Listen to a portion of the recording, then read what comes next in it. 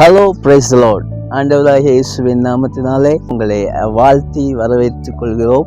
இதே நேரத்திலும் யோவான் 1:4 அவருக்குள் ஜீவன் இருந்தது, அந்த ஜீவன் மனுஷனுக்குள் ஒளியா இருந்தது என்று சொல்லி நாம் வேதத்தில் பார்க்கிறோம். அவருக்குள் ஜீவன் இருந்தது, அந்த ஜீவன் மனுஷனுக்குள் ஒளியா இருந்தது. என்ன ஒரு பெரிய ஒரு ஆச்சரியம் பாருங்க. ஆண்டவருக்குள்ள அந்த ஜீவன் இருக்குது, அந்த ஜீவன் மனுஷனுக்குள்ள ஒரு ஒளியாய் ஆண்டவர் வைத்திருக்கிறார். உங்களுக்குள்ள ஒரு ஜீவன் இருக்குது. எந்த வியாதியும் உங்களை நெருங்க முடியாது, எந்த நோயும் உங்களை நெருங்க முடியாது.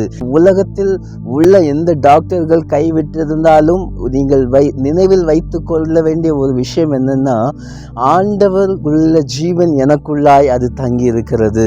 அது எனக்குள் ஒளியாய் இருக்கிறபடினால் எந்த இருளும் எனக்குள்ள வருவதற்கும் அதிகாரம் கிடையாது. ஸோ அதனால் அவருக்குள்ள ஜீவன் இன்றைக்கு உங்கள் வீடுகளுக்குள்ள நீங்கள் இருக்கிற எல்லா இடத்துலையும் அவருடைய ஜீவன் இருக்கிறது. உங்களுக்குள், முக்கியமாக உங்களுக்குள், உங்கள் இதயத்துக்குள் தேவனுடைய ஜீவன் இருக்கிறது. அந்த ஜீவன் உங்களுக்குள்ளாய் ஒளியாக இருக்கிறது. இந்த வார்த்தையோடு கூட இந்த நாளை ஆரம்பிங்க.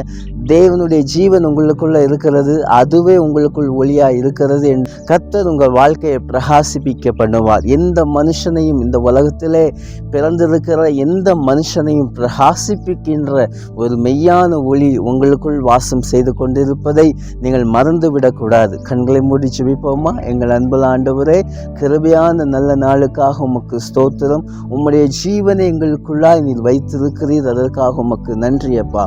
ஆண்டவரே, இந்த வார்த்தையோடு இந்த பிள்ளைகள் ஆண்டவரே இந்த நாளை ஆரம்பிக்கிறார்கள். நீங்கள் ஆசீர்வதிங்க, பலப்படுத்துங்க.